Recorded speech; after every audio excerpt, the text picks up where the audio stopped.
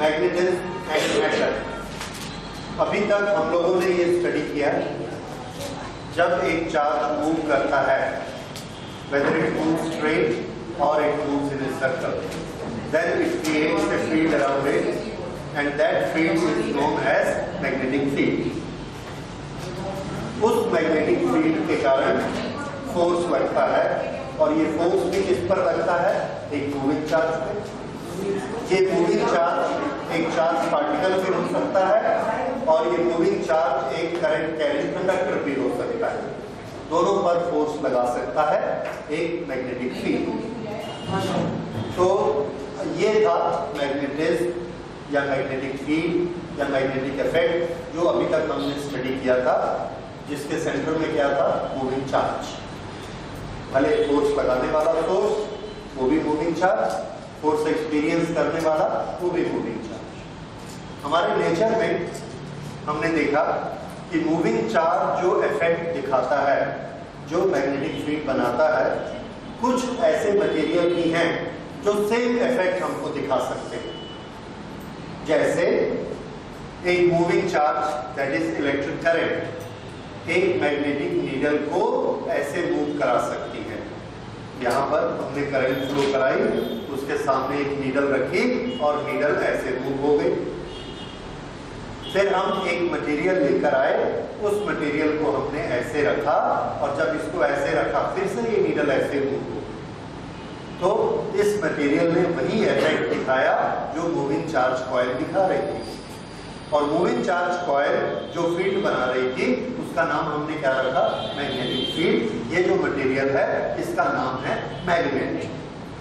तो मैग्नेट हमारे नेचर में एक मटेरियल पाया जाता है, और ये मटेरियल वही इफेक्ट दिखाता है जो कि मूविंग चार्जेस इफेक्ट दिखाता है। So this is magnet. Actually vice versa उल्टा है कि मैग्नेट हमको पहले मिला, इसके इफेक्ट का नाम हमने मैग्नेटिक इफेक्ट रखा, और बाद में देखा कि ये मैग्नेटिक इफेक्ट तो मूविंग चार्जेस दिखाते हैं, इसलिए उस फील्ड का नाम हमने क्या रखा? Magnetic field. ओके, तो ये मैग्नेटिक फील्ड, मूविंग चार्जेस और मैग्नेट। तो इसमें मैटर कौन है? तो इसमें मैटर है मैग्नेट। तो ऐसे कुछ मटेरियल हमको मिलते हैं जो कि मैग्नेटिक इफेक्ट दिखाते हैं, and we call them magnetic material. ये मैग्नेट नेचुरल भी मिलते हैं और बनाए भी जा सकते हैं। नेचुरल लोडस्टोन एक हमको मटेरियल मिलता है, जो आपने देखा है आयरन और कार्बन और ऐसी कुछ चीज़ों का मिक्सचर होता है जिसके मैग्नेट बनते हैं। दैट वाज बेसिकली लोडस्टोन, एक तरह का पत्थर होता था। उस पत्थर में ये क्वालिटी थी कि उसको जब भी हैंग करते थे, ये एक पर्टिकुलर नॉर्थ साउथ डायरेक्शन में ही खड़ा होता था, और अगर उसको घुमा देते थे तो फिर से वो अपनी उसी डायरेक्शन में आ जाता था।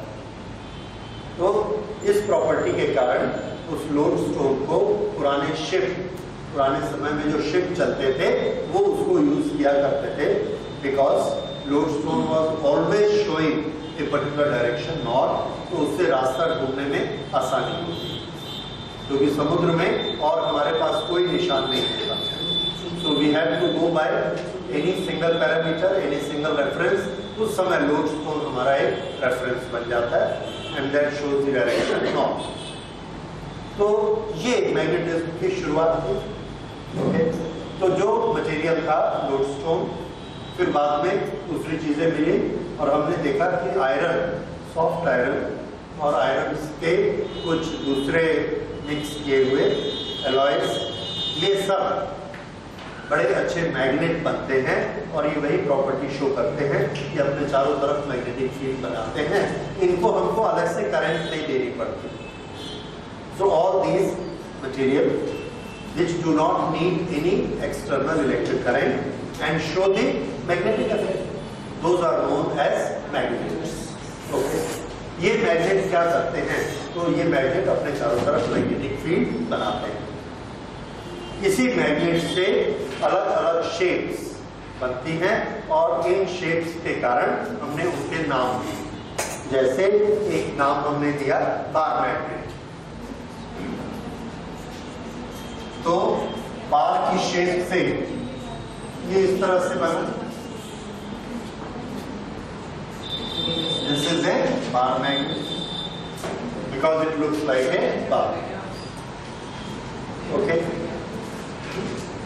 एक मैग्नेट में हमने चारों तरफ उसके आयरन फ्रिंजेस डालकर देखी, छोटे छोटे आयरन के पीस या आयरन का पाउडर, और उसको नॉक किया, वो एक पर्टिकुलर शेप में सेट हो जाता है। इसके आमने सामने दोनों साइड्स में हमने मैग्नेटिक नीडल रखी, that is again a magnet, तो वो एक पर्टिकुलर डायरेक्शन में ही सेट होता है और हम जानते हैं वो डायरेक्शन मैग्नेटिक फील्ड की डायरेक्शन है, जो कि फील्ड उसको सीधा करके अपनी डायरेक्शन में ले आता है। इससे हमको ये पता चलता है कि इस मैग्नेट में जो स्ट्रेंथ होती है वो स्ट्रेंथ किसी दो पर्टिकुलर पॉइंट्स में कंसंट्रेटेड होती है। ये जो दो पॉइंट्स में स्ट्रेंथ कंसंट्रेटेड होती है, इसके नाम हमने क्या रखे? पोल्स। इस मैग्नेट में एक प्रॉपर्टी होती है कि इसको जब हम हैंग करते हैं, एक वर्टिकल स्ट्रिंग के साथ हैंग करते हैं हॉरिजॉन्टल कंडीशन में, then it rotate automatically and stay in a particular direction and that direction is approximately north south. जो किनारा, जो पोल नॉर्थ की तरफ होता है, we call it north pole, north pole, और ये जो किनारा साउथ की तरफ होता है, we call it south pole. इस तरह से मैग्नेट में हमेशा दो पोल होते हैं, नॉर्थ पोल एंड साउथ। जब हम मैग्नेटिक नीडल को रखते हैं तो हम देखते हैं कि मैग्नेटिक नीडल यहाँ पर इस तरह से खड़ी होती है, ये नॉर्थ और ये उसका साउथ पोल होता है। सो we say the magnetic field at this point is having this direction. यहाँ पर जब हम खड़ी करते हैं तो ऐसे खड़ी होती है, south and north. So we say the direction of magnetic field is here. अलग अलग जगह पर मैग्नेटिक नीडल रख के हम उसकी डायरेक्शन से ये फैसला करते हैं कि वहां पर मैग्नेटिक फील्ड की डायरेक्शन क्या है, और हमको मिलता है कि नॉर्थ से हमेशा मैग्नेटिक फील्ड ऐसे आउट होता है। दिस इज, जो भी मैग्नेटिक नीडल यहाँ रखेंगे ये उसका साउथ होगा और ये उसका नॉर्थ होगा। यहाँ पर रखेंगे तो इस तरह से साउथ और ये इसका नॉर्थ, और हमेशा हम इसकी डायरेक्शन क्या सेट करेंगे? South to north. ये इसकी direction south to north.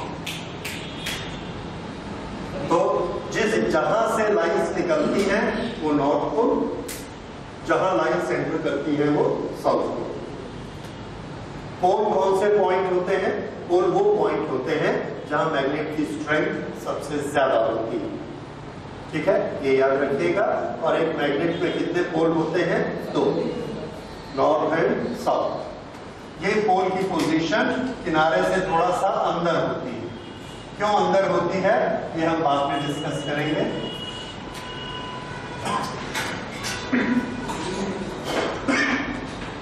Okay, इसकी दूसरी प्रॉपर्टी, कुछ और चीजें मैग्नेटिज्म के बारे में हम जानते हैं, जैसे earth behaves like a large magnet.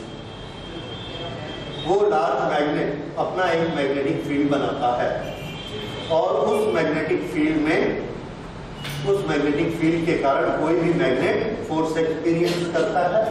Force experience करके उस मैग्नेटिक फील्ड की डायरेक्शन में अपने आप को अलाइन कर लेता है, और वो डायरेक्शन कौन सी होती है?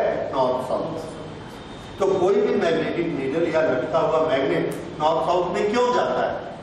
तो आंसर इसलिए जाता है क्योंकि अर्थ के मैग्नेटिक फील्ड की डायरेक्शन वहां पर कौन सी है? North south. इसलिए हमने पढ़ा था कि कोई भी कॉइल हो, कोई भी मैग्नेटिक कॉइल अपने आप में टॉर्क एक्सपीरियंस करती है और घूमकर कहां पर आ जाती है? When it is perpendicular to the magnetic field. एक पर्टिकुलर डायरेक्शन में ही उसका टॉर्क जीरो होता है। तो मैग्नेट भी ऐसे घूमता है कि अर्थ के मैग्नेटिज्म की डायरेक्शन में आकर रुक जाए। इसका ये मतलब है अर्थ एक मैग्नेटिक फील्ड बनाती है। अगर अर्थ एक मैग्नेटिक फील्ड बनाती है, then we can treat earth as a very large magnet. Okay, so bar magnet or as a magnet, the magnet shows approximately north-south direction whenever it is suspended. Magnet कैसे बनाए जाते हैं? तो answer है magnet को दो तरीके होते हैं, एक तो नेचुरल मैग्नेट मिलते हैं और दूसरा हम उसको बना सकते हैं। नेचुरल मैग्नेट जो लोडस्टोन वगैरह मिलते हैं उससे बनते हैं, पर उनकी ज्यादा स्ट्रेंथ नहीं होती, इसलिए हम खुद मैग्नेट बनाते हैं और एक आयरन पीस को एक इलेक्ट्रिकल सोलेनॉइड के अंदर डालकर इसमें करंट फ्लो कराते हैं। जब इसमें करंट फ्लो होती है, इसके अंदर एक स्ट्रॉन्ग मैग्नेटिक फील्ड बनता है, वो इस आयरन पीस को मैग्नेट में कन्वर्ट करते हैं। This is how we convert a iron piece into a magnet. ये मैग्नेट दो तरह के होते हैं, टेम्परेरी और permanent. If it is a soft iron piece, then it will become a magnet only when the current is flowing, और जैसे ही current को बंद करेंगे इसका मैग्नेटिज्म खत्म हो जाएगा। This will be known as a temporary magnet। पर अगर ये स्टील है और इसके मॉलिक्यूल आपस में बहुत हार्डली बाउंड हैं, बहुत हार्ड हैं, तो करंट के कारण वो स्ट्रेट होकर मैग्नेट बनाएंगे, लेकिन जब हम करंट को बंद कर देंगे तो वो वापस मैग्नेटिज्म उसका ब्रेक नहीं होगा।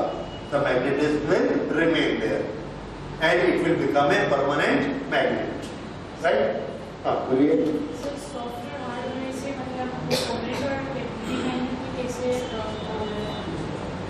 कैसे मतलब क्यों?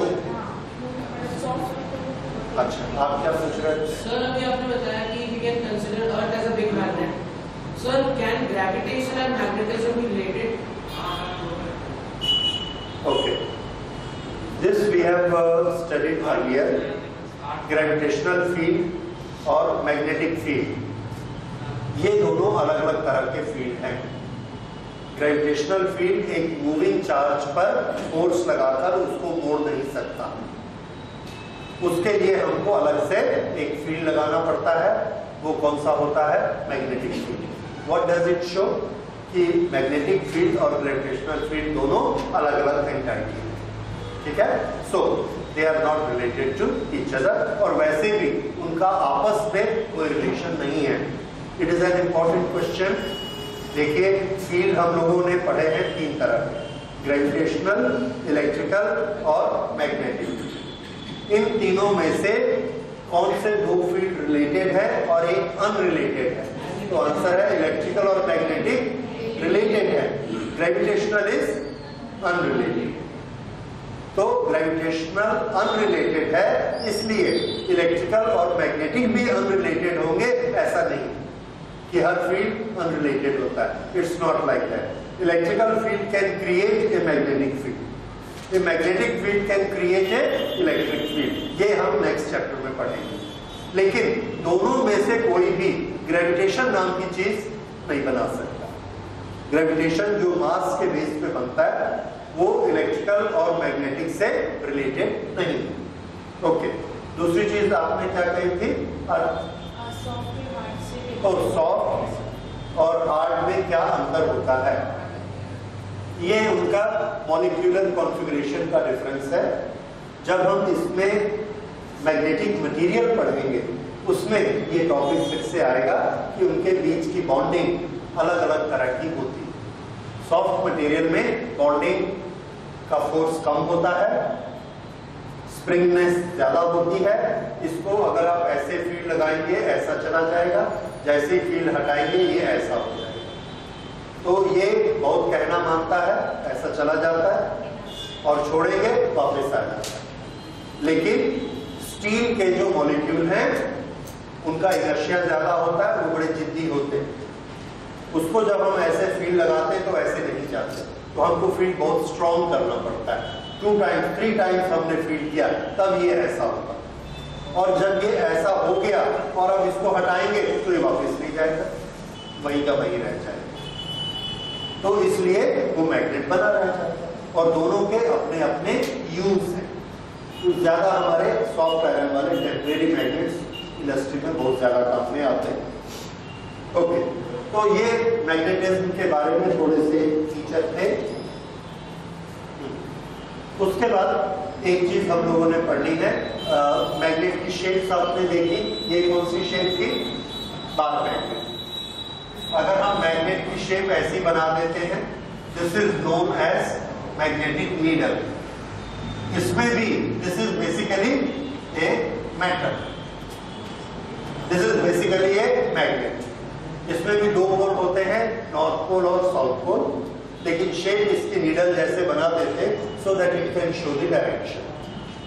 इसी तरह से हम एक इस तरह का मैग्नेट यूज करते हैं। ये कौन सी शेप है? हॉर्सशू मैग्नेट्स यू शेप के रहते हैं, इसमें एक तरफ नॉर्थ एक तरफ साउथ। और इसी तरह से स्पीकर्स में हम यूज करते हैं, नॉर्थ इधर रहता है और साउथ इधर रहता है, साउथ। इस तरह से इसकी लाइन्स रहती है। ये वाला मैग्नेट स्पीकर में यूज होता है। इस तरह से मैग्नेट्स की अलग अलग शेप्स होती है। ओके, तो ये मैग्नेटिज्म के बारे में थोड़ा सा था। अब एक चीज और, मैग्नेटिक फील्ड लाइंस। अगर मैग्नेटिक फील्ड चारों तरफ फैलता है मैग्नेट के या चार्ज कॉइल के, तो जिस तरह से इलेक्ट्रिक फील्ड की कल्पना हम लोग करते हैं, इमेजिनेशन करते हैं इलेक्ट्रिक फील्ड लाइन से, in the same manner we can think of magnetic field in the shape of magnetic field lines. Magnetic field lines की बहुत सी प्रॉपर्टीज इलेक्ट्रिक फील्ड लाइंस जैसी ही होती है, लेकिन थोड़ा सा डिफरेंस होता है। कौन सी प्रॉपर्टीज सिमिलर होती हैं? सिमिलर है, the concentration of magnetic field line shows strength of magnetic field. जहां फील्ड लाइन ज्यादा होगी वहां पर ज्यादा उसकी स्ट्रेंथ होगी, नंबर 1। दूसरी चीज हमने इलेक्ट्रिक फील्ड में पढ़ी थी जो मैग्नेटिक में एप्लीकेबल है, eight any point the direction of field is given by tangent on the field line। जैसे मैग्नेटिक फील्ड लाइन ऐसे है ये, तो यहां पर अगर हम डायरेक्शन ऑफ मैग्नेटिक फील्ड देखेंगे तो ऐसे होगी, नीडल को यहां रखेंगे तो नीडल ऐसे टिकेगी, पर अगर यहां रखते हैं तो वो नीडल ऐसे रहेगी। So at any point the tangent will show the direction of magnetic field. This is one property. दूसरी property, the magnetic field line, in magnetic field lines, this is suppose north south and this is a magnetic field line. At any point of the magnetic field line, the tangent at that point, the tangent at that point will show the direction of magnetic field there। तो यहाँ पर magnetic field की direction इधर है, यहाँ magnetic field की direction इधर है, यहाँ पर मैग्नेटिक फील्ड की डायरेक्शन इधर है, और एग्जैक्ट इस जगह पर ये है। यहाँ पर ऐसे निकलेगी तो ये है, यहाँ पर ये। तो इस तरह से मैग्नेटिक फील्ड की डायरेक्शन बदलते जाती है। ये एक प्रॉपर्टी किसकी है? Magnetic field lines. ये दोनों में एक समान प्रॉपर्टी है, स्ट्रेंथ की और डायरेक्शन की। दूसरी एक समान क्या है? दूसरी है कि कौन सी? No two magnetic lines cross each other, that is correct. ये इलेक्ट्रिक लाइंस में भी है और मैग्नेटिक में भी। On any surface the line makes a right angle। जब वो किसी सरफेस में एंटर करे या किसी सरफेस से बाहर निकले तो हमेशा राइट एंगल बनेगा। यहां से निकलेगी तो यहां राइट एंगल बनेगा, यहां से निकलेगी तो यहां राइट एंगल बनेगा, लाइक दिस। अब पॉइंट ऑफ डिफरेंस, दोनों में डिफरेंस क्या होता है? और एक जो मेन डिफरेंस है विच इज वेरी स्ट्राइकिंग, वो आपको याद रखना है, and that difference is the magnetic field lines are continuous loops while the electric field lines are discontinuous loops। ये electric field lines they always start from a positive charge and terminate at a negative charge. तो यहां पर आकर ये क्या हो गई, terminate, और यहां से हमेशा क्या होगी, स्टार्ट। दूसरी लाइन यहां से स्टार्ट होगी, तीसरी लाइन यहां से स्टार्ट होगी, सभी लाइंस यहां प्लस से हमेशा स्टार्ट होती हैं। माइनस में जितनी भी लाइंस टच होती हैं सब टर्मिनेट होती हैं।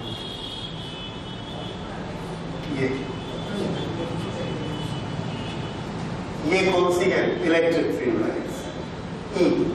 लेकिन मैग्नेटिक फील्ड लाइंस को देखिए, मैग्नेटिक फील्ड लाइंस, अच्छा इसमें एक चीज ध्यान दीजिए, ये वाली लाइन के बारे में डिस्कस करते हैं। ये लाइन यहां से स्टार्ट हुई है और यहां आकर खत्म हो गई है, इसके आगे नहीं है। अगर इसके आगे जाती तो ये माइनस से बाहर निकलती, और माइनस से बाहर निकलना अलाउड नहीं है, खाली माइनस में एंटर करना अलाउड है। That means every line terminate at I, minus, minus पे आके उसका टर्मिनेशन होना है। सो दीज आर, अगर यहां से ऐसे लूप बनता है, ये लूप ऐसा बना तो ये यहां से यहां तक नहीं आएगा, तो ये कैसा हो गया, यहां से यहां इसने कंटिन्यू नहीं किया, so this is a discontinuous loop. अब मैग्नेटिक फील्ड में देखिए, मैग्नेटिक फील्ड में नॉर्थ से ऐसा लूप चला, हमने रखा ये यहां, और यहां से अंदर साउथ से ऐसा चला नॉर्थ, और फिर ये नॉर्थ से ऐसा, this is a continuous loop.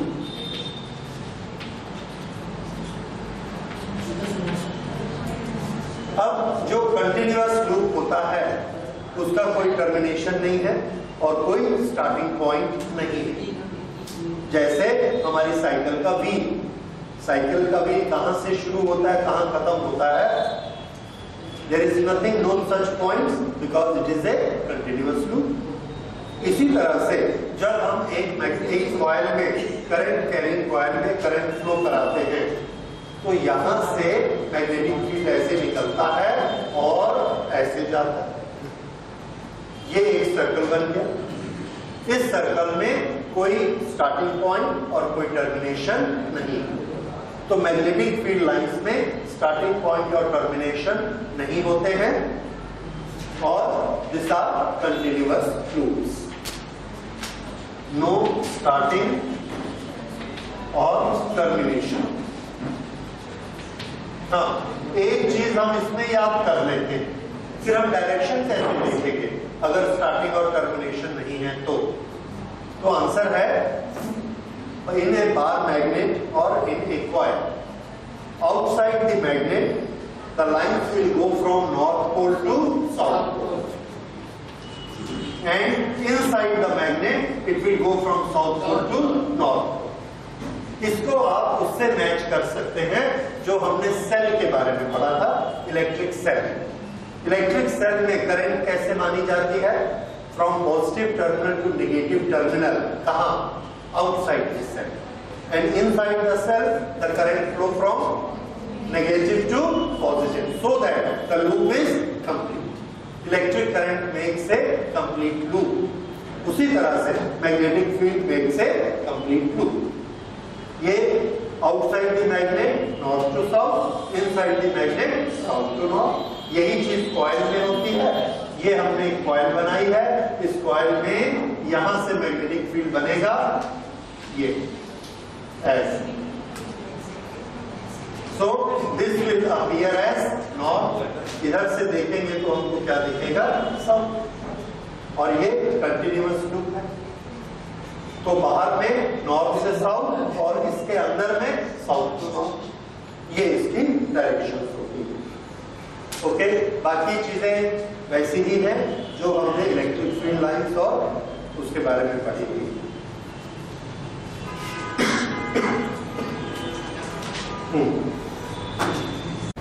A bar magnet act like a solenoid. Solenoid एक मैग्नेटिक फील्ड बनाता है, हमने एक मैग्नेटिक नीडल रख के उसका मैग्नेटिक फील्ड चेक किया, तो सोलेनॉइड का मैग्नेटिक फील्ड या कॉइल का मैग्नेटिक फील्ड हमको मिलता है ऐसे, इस तरह से और यहाँ से ऐसे। अब हमने सोलेनॉइड को हटा के इसकी जगह एक मैग्नेट रखा। जब इसकी जगह पर एक मैग्नेट रखा और इसका मैग्नेटिक फील्ड बनाया, then we found it is exactly in the same condition. ऐसा ही बनता है।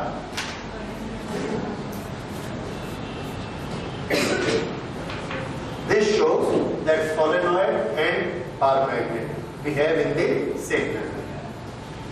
सभी मैग्नेटिक फील्ड लाइंस वैसी ही बनती हैं जैसे कि यहां।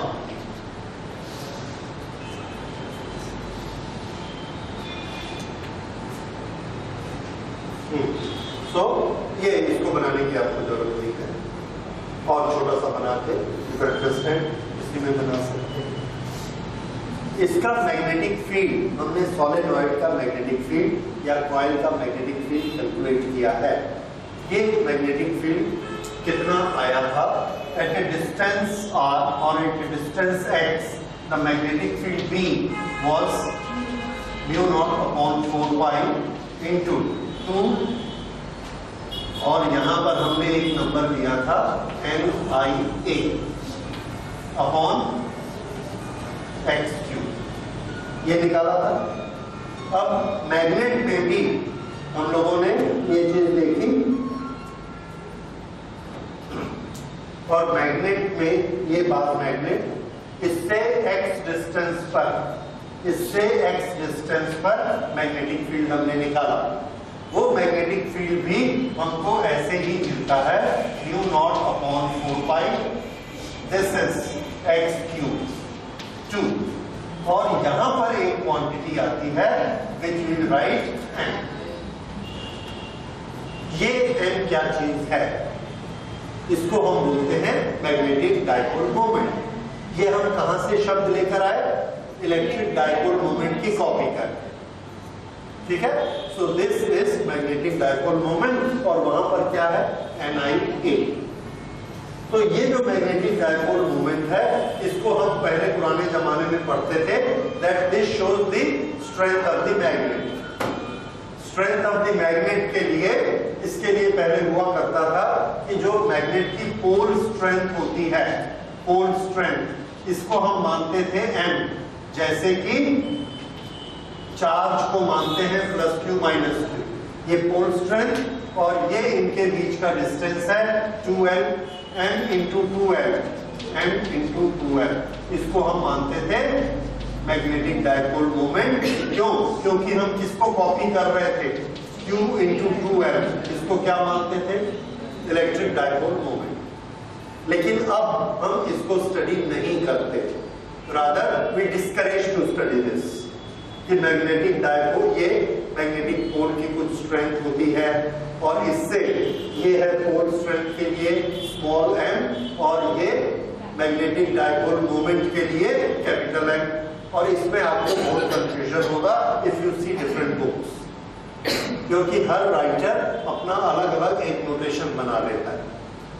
स्पेशली ये जो m का नोटेशन है, this will confuse us a lot.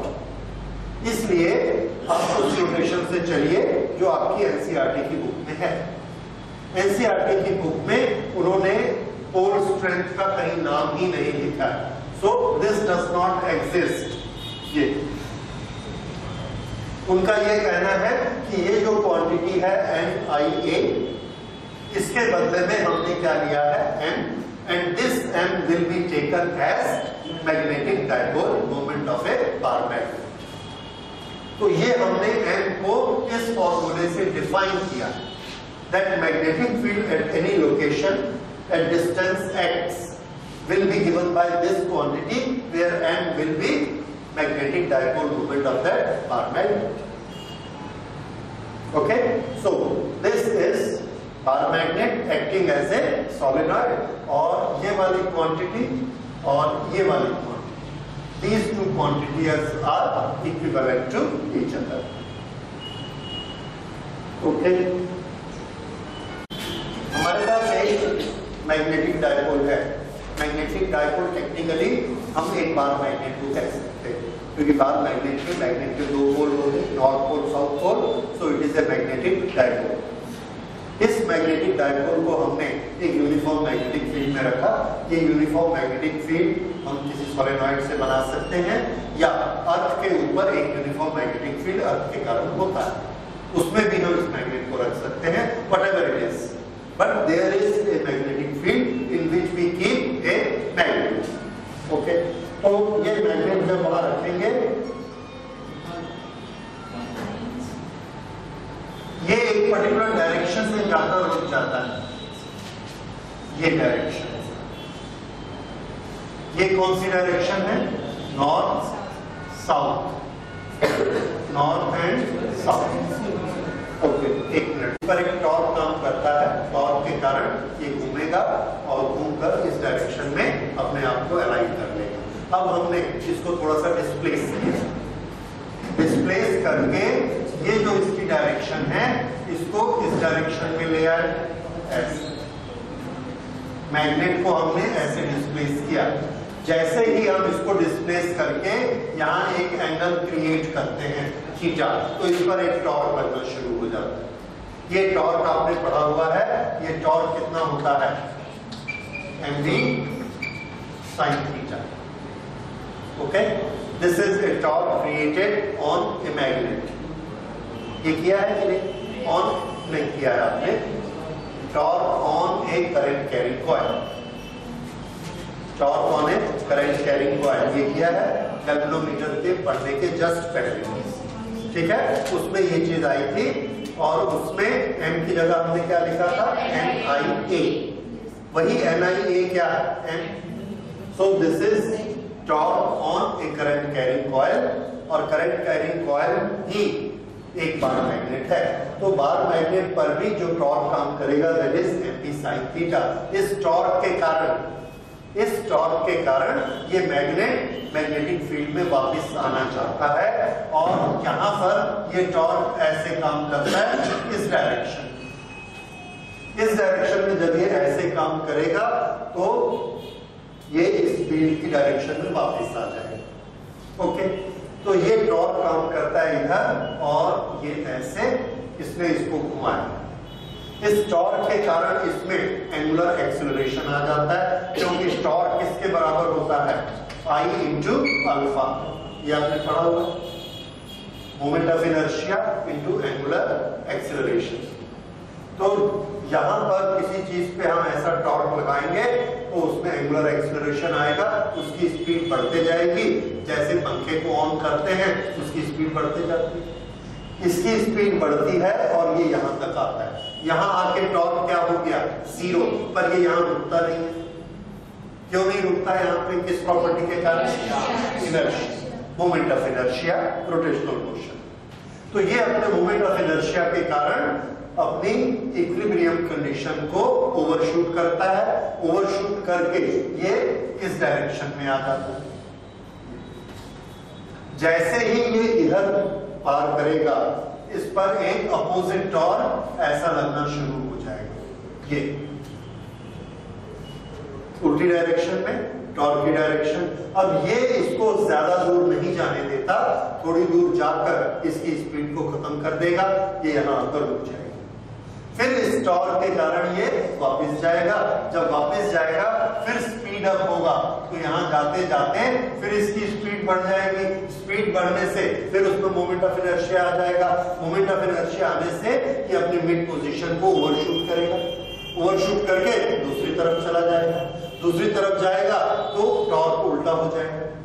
तो अल्टीमेटली क्या करेगा ये? This will keep on oscillating. यहां से टॉर्क के कारण इधर आएगा, इनर्शिया के कारण यहां चला जाएगा।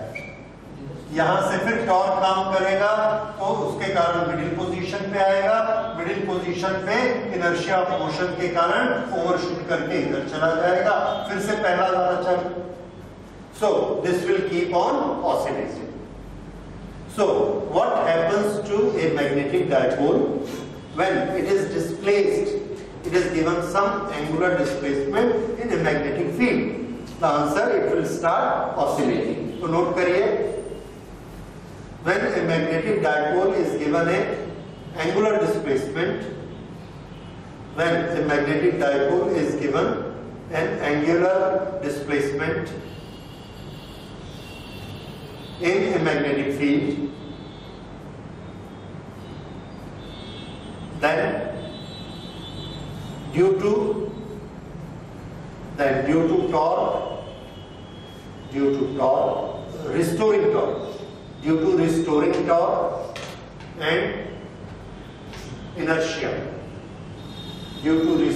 torque and inertia, it starts oscillating.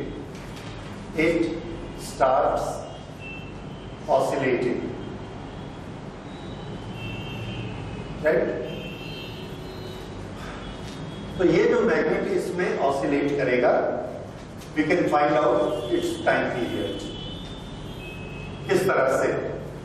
The torque on this magnet, आगे नोट करिए, the torque on this magnet is mv sin theta. But we know that torque is equal to I into alpha. Therefore, this torque is I into alpha and this is equal to mb sin theta. और यहाँ हमने इसका reason लिख दिया, for small angles sin theta can be equivalent to theta in radian. So sin theta is equal to theta. So we write it theta. Okay. Now we put a negative sign here. Why do we put a negative sign here? Because when theta increase, this I alpha and theta, the direction of alpha and theta are opposite to each other. Theta किधर increase होता है? ऐसे ऊपर. Alpha किधर काम कर रहा है? नीचे की तरफ. यस, टॉर्क या अल्फा इधर काम कर रहा है, तो दोनों की डायरेक्शन कैसी है? Opposite. And for that if you want to put equal sign, what we should place here? Minus. ठीक है, यहां इसका रीजन लिख देते हैं. Negative shows that alpha and theta are opposite in direction.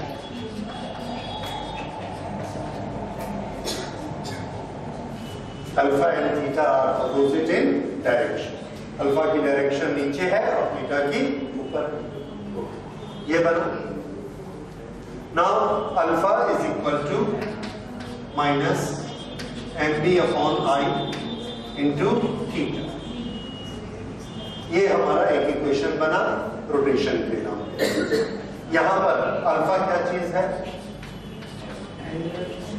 Angular acceleration.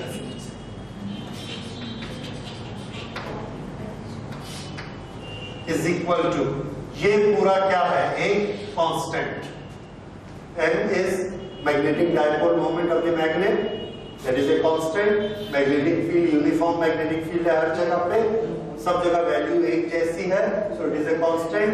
I is moment of inertia which is a constant quantity. तो ये m, b और I तीनों कैसे हैं? कांस्टेंट. अगर ये तीनों कांस्टेंट हैं तो अल्फा या एक्सीलरेशन किसके प्रोपोर्शनेट होगा?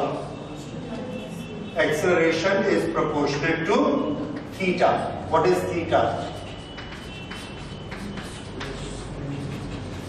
Displacement, angular displacement.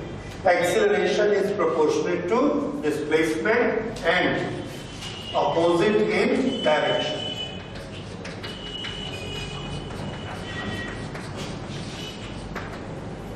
And opposite in direction.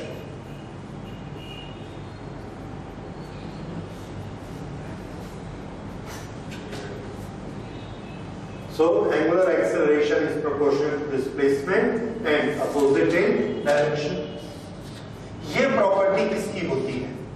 कौन से मोशन की? तो ये है इसकी ऑसिलेटरी मोशन या simple harmonic motion. This is characteristic or property of simple harmonic motion.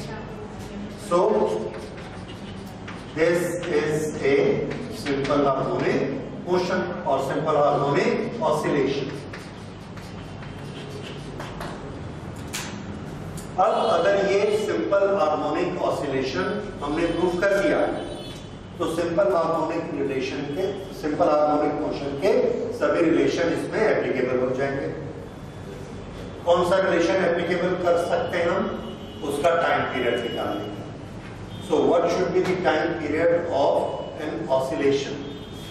So answer is time period of oscillation is equal to 2 pi root displacement upon acceleration.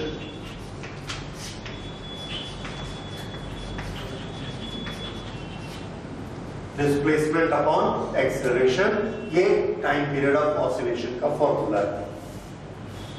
Okay, इसकी हम value रखना चाहते हैं। Time period is equal to 2 pi acceleration upon displacement. So t is equal to 2 pi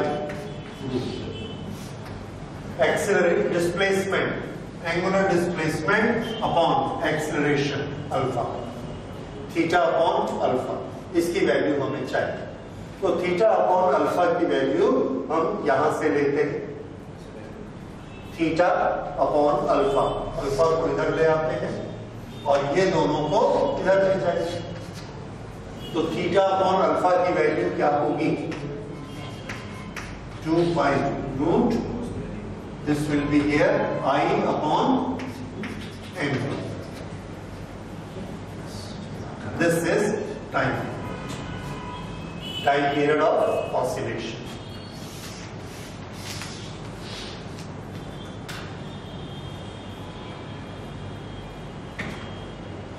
So when a magnetic dipole is oscillating in external magnetic field, then its time period is 2 pi root I upon mt.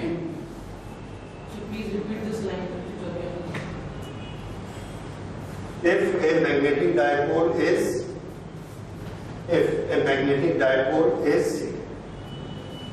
oscillating in an external magnetic field,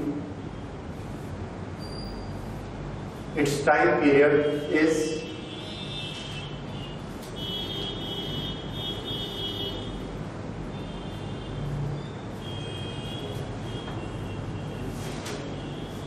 given by the expression t is equal to 2 pi root I upon m.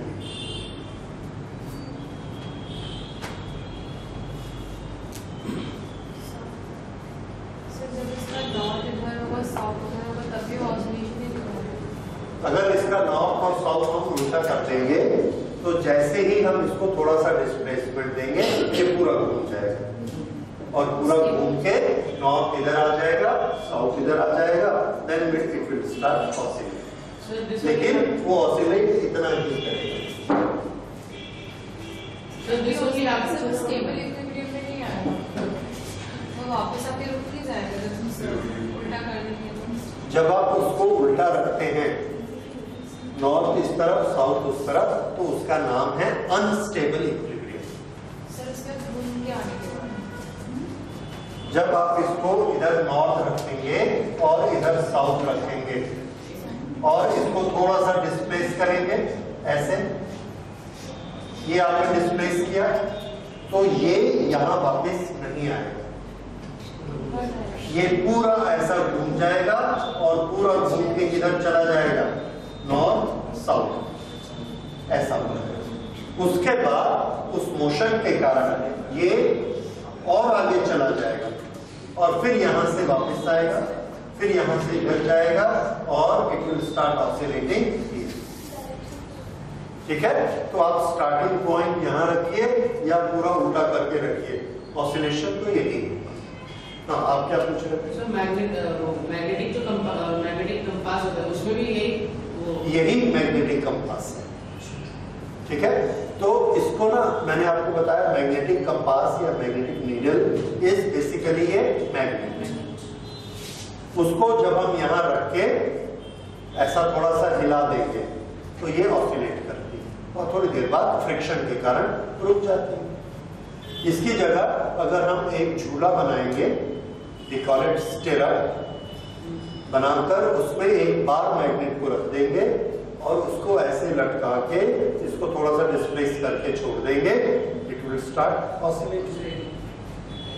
ठीक है, तो ये जो oscillation करता है इससे हम बहुत सारी क्वांटिटीज कैलकुलेट कर सकते हैं। Negative sign shows only direction. The magnitude of theta upon alpha is equal to I upon n. Negative sign किसके लिए है? डायरेक्शन के लिए। That shows that theta and alpha are in opposite direction. और हम क्या निकाल रहे हैं? टाइम की वैल्यू।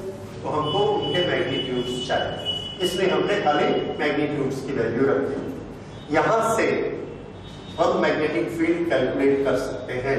किस तरह से मैग्नेटिक फील्ड कैलकुलेट करेंगे? तो इसका पहले हमने स्क्वायर कर दिया और फिर बी को आइसोलेट कर दिया, तो ये हो जाएगा t square is equal to 4 pi square I upon n. So b is equal to 4 pi square I upon n into t square. ये इसकी वैल्यू है magnetic field at any point. यहां पर अगर हमको अर्थ का मैग्नेटिक फील्ड निकालना है तो हमको क्या करना चाहिए? एक मैग्नेट को रखो, ऑसिलेट करो, ऑसिलेट करा के हम उसका क्या रीड आउट कर सकते हैं? टाइम।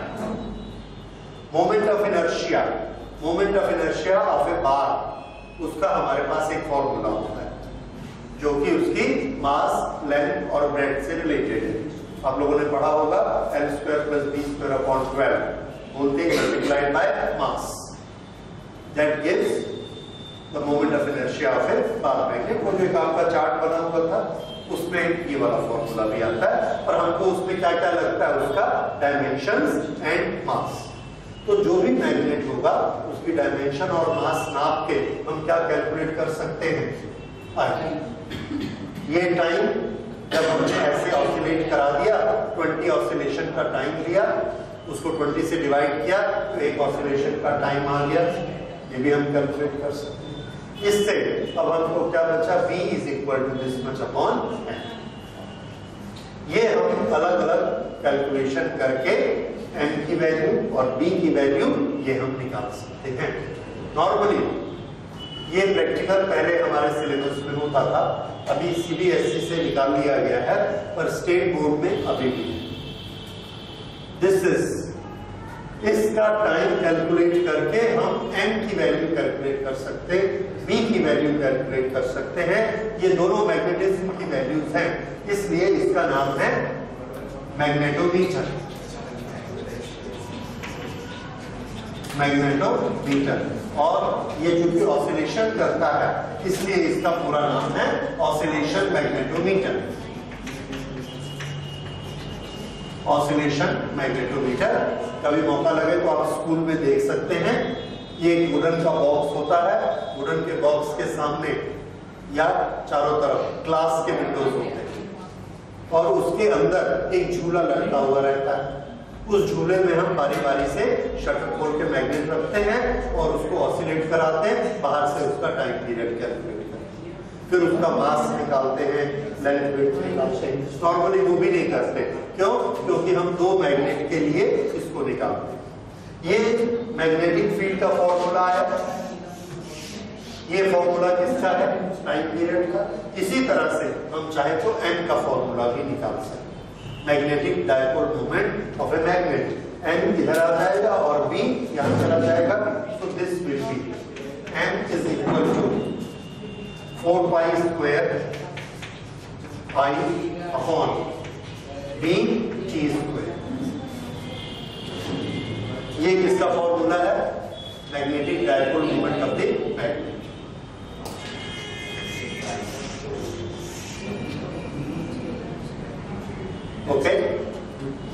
सब किस पर डिपेंड करते हैं?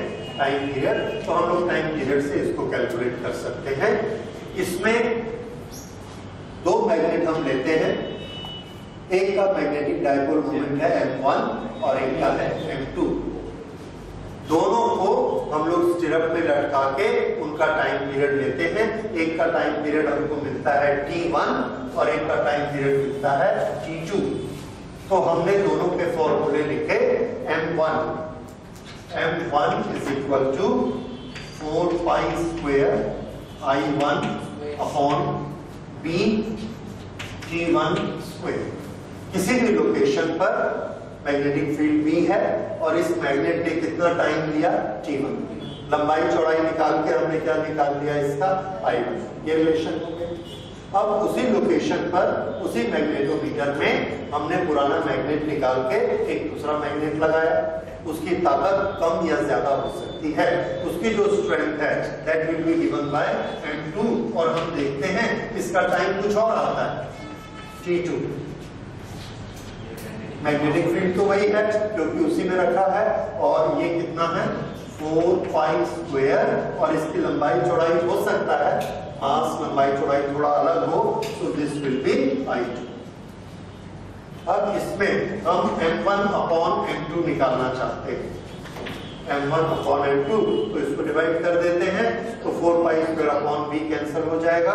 This will B I1 upon I2 into T2 square upon T1 square, जिसमें I1, I2, T1, T2 चारों चीजें हम मेजर कर सकते हैं। इसका मतलब हम दो मैग्नेट के मैग्नेटिक डायपोल मोमेंट को कंपेयर कर सकते हैं कि एक से दूसरा मैग्नेट कितना ज्यादा स्ट्रॉन्ग है। तो इस साल पता नहीं कि आपके प्रैक्टिकल में है या नहीं है, पहले ये आपके सिलेबस में होता था, to compare the magnetic strength of two magnets to find out m1 upon m2। इसी तरह से अगर इस कैलकुलेशन को और आगे बढ़ाया जाता है तो हम किसी भी लोकेशन पर b की वैल्यू भी निकाल सकते हैं। ये जो दोनों फॉर्मूले हमारे आए, ये इसमें से हमको b की वैल्यू निकालनी है।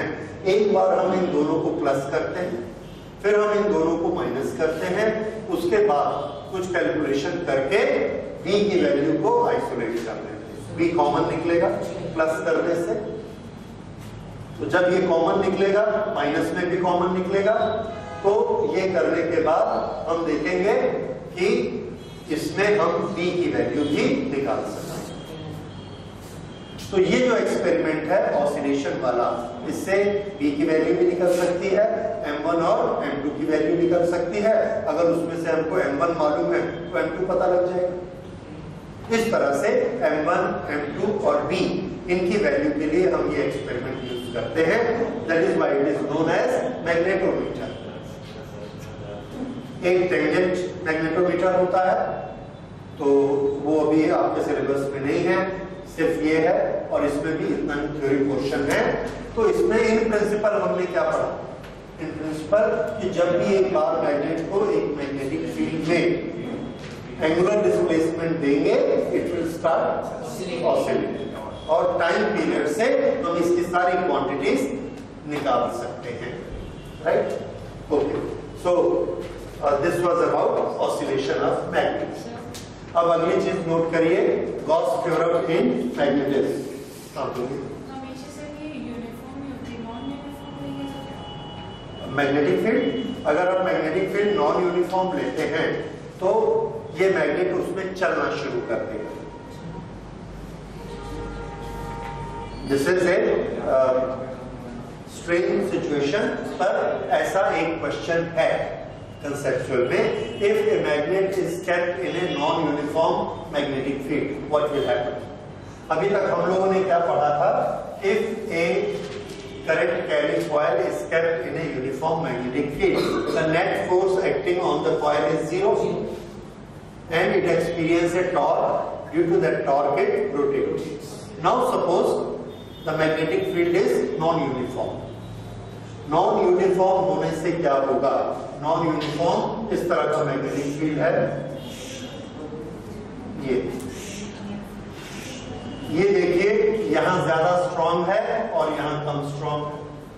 यहां पर हमने एक बार मैग्नेट को रखा और या कॉइल को रखा या बार मैग्नेट को रखा, बोथ आर सेम थिंग। यहां पर ऐसे रखा, ये है यहां का मैग्नेटिक फील्ड। इस मैग्नेटिक फील्ड के कारण इसमें टॉर्क लगेगा, इसके कारण इसमें टॉर्क लगेगा and it will start rotating. ये यहां सेंटर है, ये ऐसा और ये ऐसा घूमेगा, इसकी लाइन में आएगा। अब दूसरी चीज देखिए, फोर्स किसके बराबर होता है? Force is magnetic field multiplied by magnetic dipole moment और व्हाटएवर इट इज। तो फील्ड क्या बनाता है? फोर्स। यहां पर फील्ड कम है, यहां पर फील्ड यहां फील्ड कम है, यहां फील्ड ज्यादा है।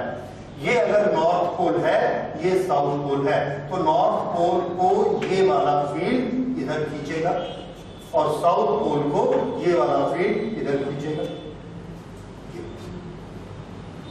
तो ये जब दोनों इधर और इधर खींचेंगे तो क्या ये दोनों इक्वल है?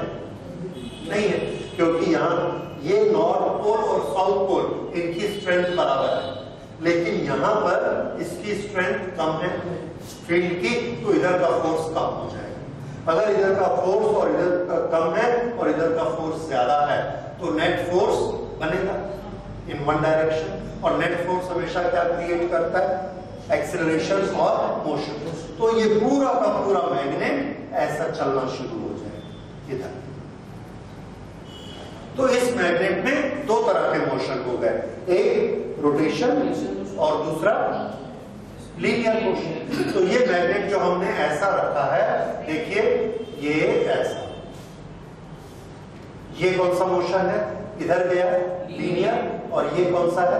रोटेशन। तो ये ऐसा, ये मोशन इसमें होगा if it is a non uniform magnetic field. ठीक है, तो याद रखिएगा, it is a very good question. ये आपके स्कूल में तो नहीं आता पर कॉम्पिटिटिव में जरूर आता है।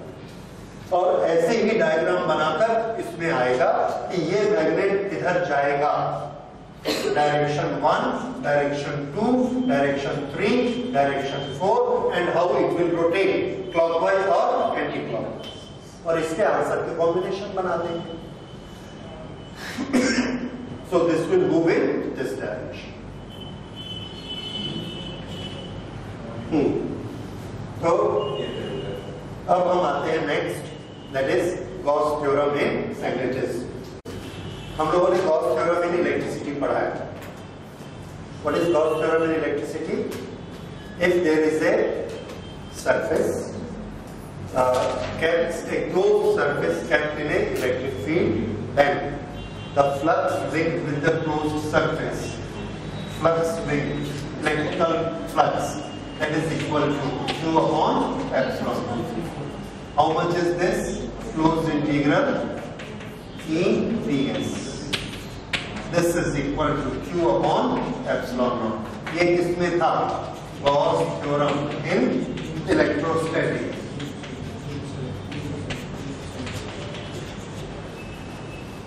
मैग्नेटिज्म में गॉस थ्योरम नोट करिए।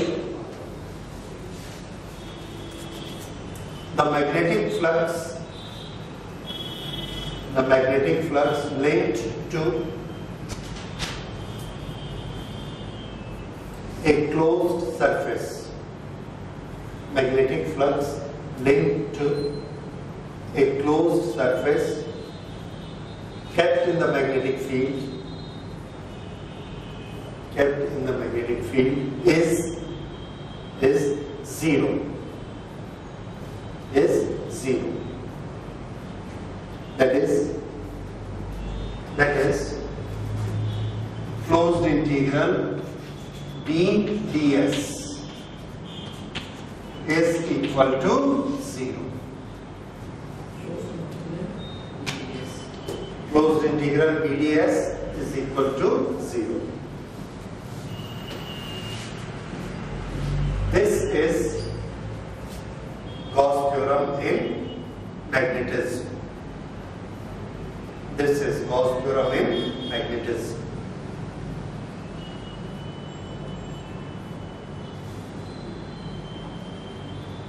reason for next paragraph, reason for flux being zero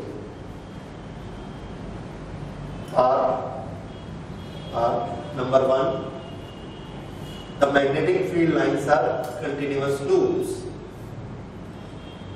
The magnetic field lines are continuous loops.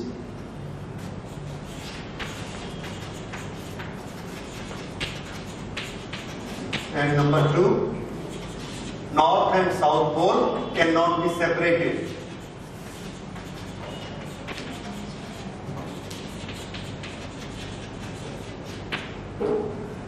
Anywhere in the magnetic field, there is a magnetic field. Uniform or non-uniform, doesn't matter. We keep a closed surface. ये close surface है, इस close surface में count करिए अंदर जाने वाली line कितनी है, 1 2 3 4 5, बाहर निकलने वाली लाइन कितनी, 5 है।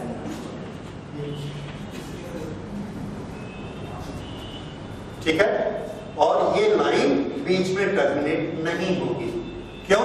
उसकी प्रॉपर्टी है that magnetic field lines are always continuous lines. ठीक, तो ये बीच में टर्मिनेट नहीं होगी, तो जितनी लाइंस एंटर करती हैं उतनी लाइंस आउट होगी। So flux entering a surface is equal to flux leaving a surface. Then how much is the net flux linked with the surface? 0। समझ आया? दूसरा, अगर हम ये मानते हैं यहां पर कि उसके अंदर कितना चार्ज रखा हुआ है, क्यों, तो इसके अंदर भी कुछ मैग्नेटिक पोल हो सकता है। हमने यहां पर एक मैग्नेटिक पोल रखा नॉर्थ, जैसे ही हमने नॉर्थ रखा उसके बाजू में हमको क्या रखना पड़ता है, साउथ, नॉर्थ के साथ साउथ, क्योंकि कॉइल के समय हमने पढ़ा था कि अगर कॉइल में करंट फ्लो होती है और इधर नॉर्थ बनता है तो इधर क्या बनेगा, साउथ। नॉर्थ नहीं बनेगा, साउथ नहीं बनेगा, अकेला सिंगल पोल एग्जिस्ट नहीं करता। अगर अकेला पोल एग्जिस्ट नहीं करता, दोनों पोल एक साथ बनते हैं, तो हम एक अकेले पोल को काट नहीं सकते और हम ये वाली सरफेस नहीं बना सकते। ये इस सरफेस के अंदर कौन सा पोल है, नॉर्थ, साउथ कहां चला गया, बाहर। ऐसा नहीं हो सकता, क्योंकि अगर हम ऐसी सरफेस बनाते हैं तो हमारा आंसर है, अगर ये नॉर्थ है तो जस्ट इससे चिपका हुआ कौन है, साउथ, और इससे चिपका हुआ एक नॉर्थ और एक साउथ। तो एक नॉर्थ साउथ अंदर हो गया और एक नॉर्थ साउथ बाहर हो गया, बहुत सारे हो गए। लेकिन नॉर्थ और साउथ के बीच में हम लाइन नहीं डाल सकते, क्यों? दोनों की लोकेशन एक ही होगी।